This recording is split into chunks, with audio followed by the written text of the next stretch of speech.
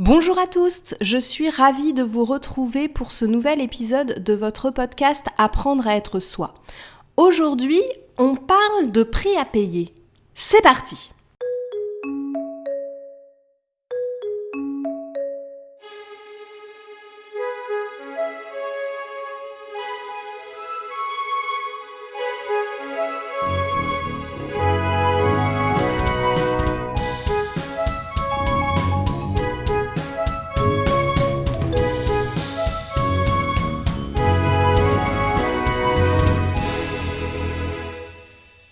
J'ai décidé d'aborder ce thème car ce podcast s'appelle Apprendre à être soi et quand vous décidez de reprendre votre vie en main, quand vous décidez de devenir réellement vous-même, d'aller chercher ce qui est juste pour vous et de le mettre en place dans votre vie, eh bien, il y a des choses qui vont changer que vous n'avez pas forcément prévu.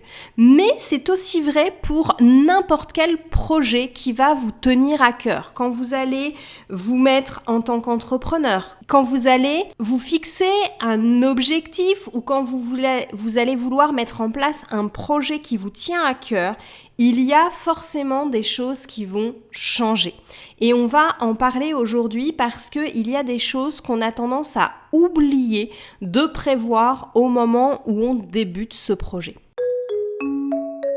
Quand vous changez quelque chose dans votre vie, ça va vous prendre des pensées, du temps, de l'énergie et parfois de l'argent. Et en fait, ces 4 éléments, pensée, temps, énergie et argent, pour les 3 premières sont limités pour tout le monde et pour la très grosse majorité des gens, la 4e qui est l'argent est aussi limitée. Et donc, il va falloir faire des choix, il va falloir prioriser.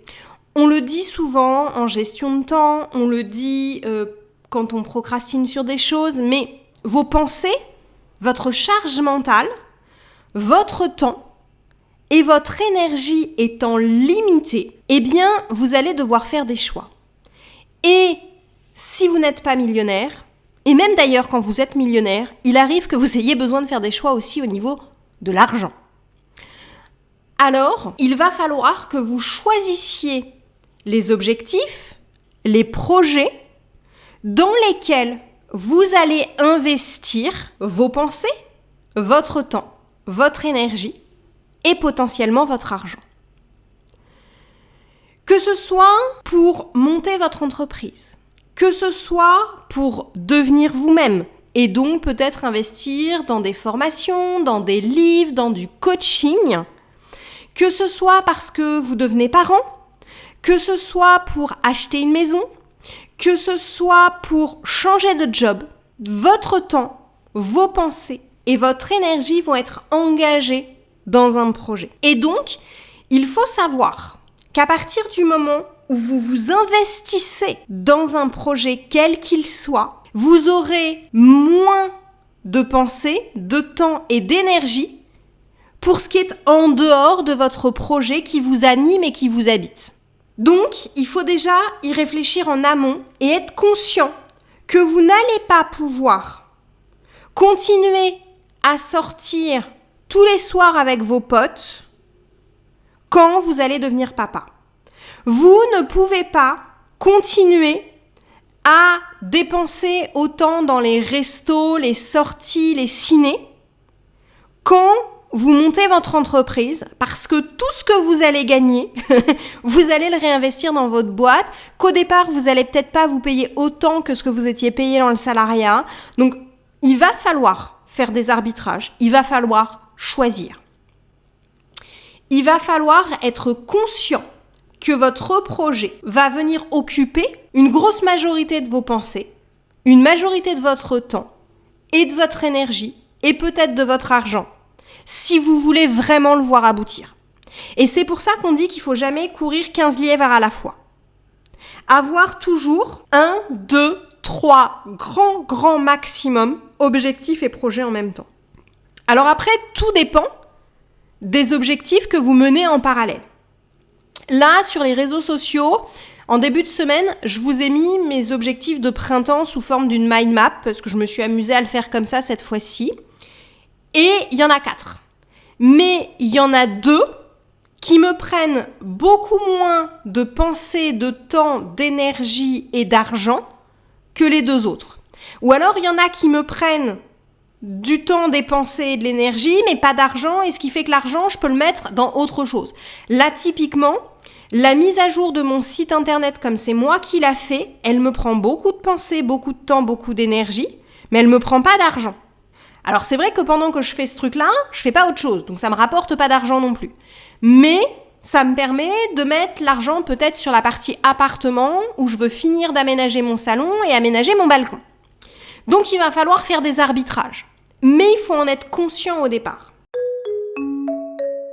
Ce qu'on a des fois moins conscience, c'est qu'à partir du moment où on s'engage vraiment dans un projet qui a de l'importance pour nous, ou encore mieux, quand on décide de se faire passer en priorité, quand on décide de découvrir qui l'on est vraiment et d'exprimer qui l'on est vraiment dans notre vie, d'apprendre à être soi et de construire sa vie sur mesure, eh bien, on risque de perdre des personnes de notre entourage.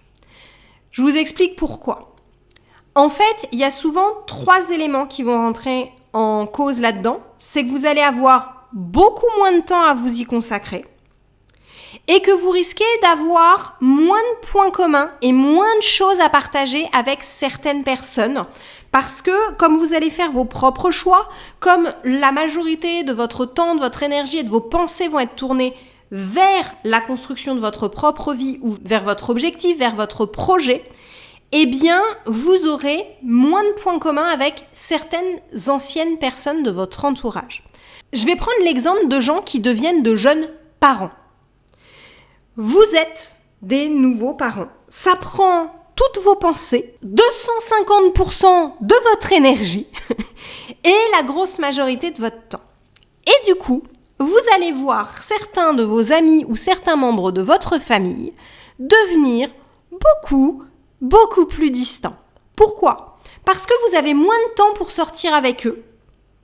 Parce que vous avez moins de temps pour écouter les problèmes de certains. Effectivement, votre cousine qui venait 2 fois par semaine vous raconter ses déboires amoureux va trouver ça beaucoup moins intéressant quand vous vous occupez de votre petit bout plutôt que d'écouter son dernier date foireux.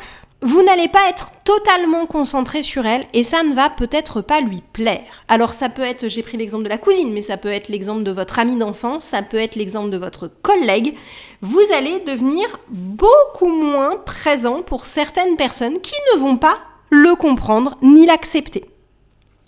Pour certaines personnes, vous allez devenir beaucoup moins fun. Bah oui, à 22h, vous êtes complètement mort, vous avez déjà fait un effort miraculeux d'être là. Et quand vous partez à 22h, non, je suis fatiguée et il faut que je me lève demain, vous êtes devenu beaucoup moins fun. Et du coup, on va aussi, quand je parlais des points communs et des choses à partager, quand vous venez d'être parent, quand vous montez votre entreprise et que vous vivez la création de votre entreprise, c'est vraiment ce qui occupe vos pensées, vous avez tendance à en parler tout le temps. Et certaines personnes vont vous dire « Ah non, tu vas pas encore nous parler bébé toute la soirée. Oh non, tu vas pas encore nous enquiquiner avec ta société. Oh non, tu vas pas encore... » Mettez ce que vous voulez derrière. Et en fait, quand vous devenez vous-même, quand vous devenez parent, quand vous montez un projet, que ce soit une entreprise, que vous vous investissiez dans une association, eh ben, il y a des gens qui vont naturellement s'éloigner. Certains vont vous le reprocher en vous disant que c'est de votre faute. D'autres, ça va se faire tout naturellement. Ils vont moins vous appeler, vous allez moins les voir et ça va être naturel. Mais sachez que ça fait partie du prix à payer. La dernière chose qui peut faire que vous risquez de perdre des personnes de votre entourage, c'est que quand vous osez devenir vous-même, quand vous vous investissez dans votre projet pour monter un restaurant, pour lancer une association, à certains, vous allez leur envoyer ce qu'ils n'ont pas osé faire. Et consciemment ou inconsciemment, ça va être extrêmement inconfortable pour eux. Et oui, si vous lancez votre restaurant et que votre meilleur ami n'a jamais osé lancer sa boîte, vous lui renvoyez le fait que lui ne l'a pas fait. Et consciemment ou inconsciemment, ça peut être très difficile à vivre. C'est vrai pour votre meilleur ami, ça peut être vrai pour vos parents. Ça peut être vrai pour des membres de votre famille ou vos collègues qui sont mal dans leur boulot et qui vous voient partir alors que eux n'ont pas osé le faire. Vous allez en inspirer certains et vous allez les emmener avec vous et certains ne vont pas comprendre. C'est vrai sur des choses aussi simples que de devenir végétarien, zéro déchet, écolo accompli, parce que vous renvoyez aux gens des choses qu'ils savent, des choses qu'ils voudraient faire, mais que eux n'ont pas mis dans leur vie. Alors, soit ils vont profiter du wagon et ils vont venir avec vous et vous allez être un inspirateur, vous allez les inspirer et vous allez du coup pouvoir vous motiver les uns les autres. Mais parfois, les gens ne vont pas réussir à vous suivre, ne vont pas vouloir ou pouvoir sortir de leur zone de confort. Encore une fois, c'est en général complètement inconscient. Mais ces gens-là, ils vont avoir tendance à vous critiquer. Ils vont avoir tendance à vous dire « Oh, mais ça marchera jamais ». Et ils vont peut-être des fois carrément sortir de votre vie en vous disant « Non, mais je te reconnais plus ». Il faut savoir que ça fait partie du risque. Il faut savoir que ça fait partie du jeu de devenir soi-même ou de s'investir corps et âme dans un projet quel qu'il soit, dans ce projet de vos rêves, dans ce projet que vous avez dans les tripes. Et j'ai envie de vous dire que après le coup dur, après la claque, de ne pas sentir cet ami que vous aimez beaucoup, ce membre de votre famille qui ne va pas vous soutenir, cette claque que vous allez vous prendre sur le moment, ça peut être une bonne chose. Ça peut être une bonne chose parce que ça va faire de la place pour des personnes qui vont vraiment vous soutenir, pour des personnes qui vont croire en votre projet. Et c'est de l'énergie que vous n'aurez pas à dépenser, à essayer de les convaincre, à leur prouver qu'ils ont tort. Et des fois, certaines personnes reviendront parce qu'en fait, elles vous aiment.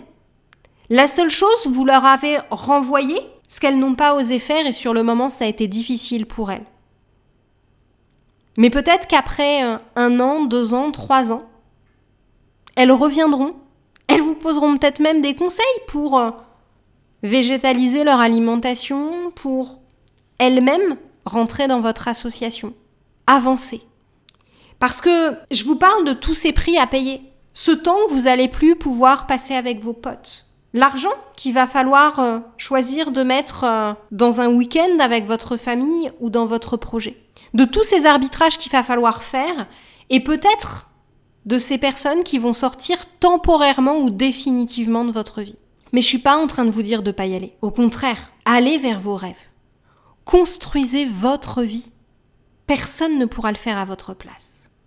Ne laissez pas les autres, leurs critiques, leur inertie, leurs menaces, leur indifférence, vous empêcher de construire la vie de vos rêves, de tenter ce projet fou d'aller vivre à l'étranger, de monter votre entreprise, de vivre une vie qui sort des standards, quels qu'ils soient. Allez au bout de vos rêves. Mais ayez conscience que si vous voulez atteindre votre objectif, ça va vous demander toutes vos pensées, la majorité de votre temps, de votre énergie et tout ou partie de votre argent. Et que certaines personnes ne vont pas vous accompagner, que certaines personnes ne vont pas comprendre votre choix. Et c'est pas grave, c'est votre vie. Mais il faut parfois peser le pour et le contre. Mais cela ne doit en aucun cas vous empêcher de vivre votre vie. Alors accrochez-vous à vos rêves. Choisissez, investissez vos pensées, votre temps, votre énergie et si besoin votre argent. De façon mesurée, de façon réfléchie, mais foncez. Allez jusqu'au bout de votre rêve. Allez jusqu'au bout de votre projet. Il n'y a que vous qui pouvez le faire. Je vous souhaite de rêver grand, de construire une vie qui vous ressemble et je vous dis à la semaine prochaine pour un nouvel épisode. Au revoir.